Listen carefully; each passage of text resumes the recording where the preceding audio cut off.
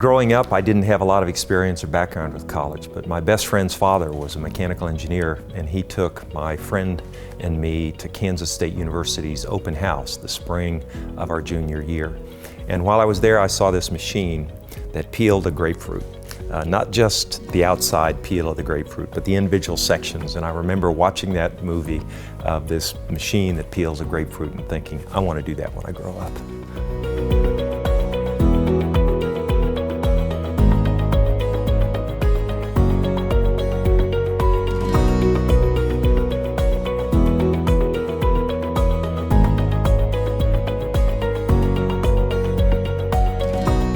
When I was in junior high and high school, we talked some about college, but because neither of my parents had attended college, it was not something that was really high on the priority list. And when I was in junior high, I used to go to work with my father.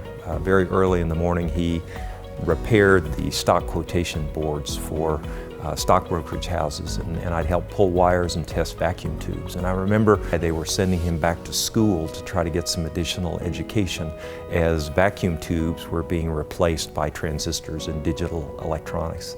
He was not able to make that transition, and as a result lost his job and ended up taking a number of other jobs, which was kind of a hard time for our family and for him. Today I recognize how the college preparation that I had positioned me to be able to adapt to a changing world. When you think of how fast technology is changing today, a college education just increases and has increased so much in terms of importance. Again, not because of what you learn, but because you learn how to learn.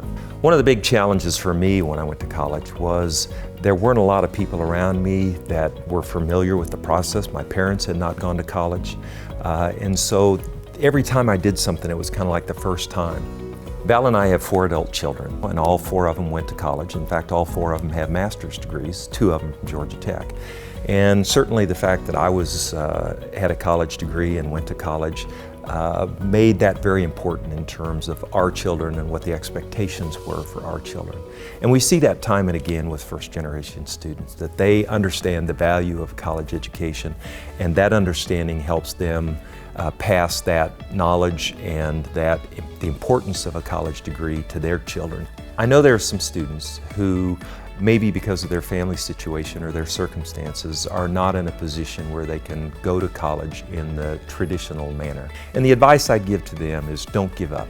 There are a huge number of alternative paths by which people can pursue a college education.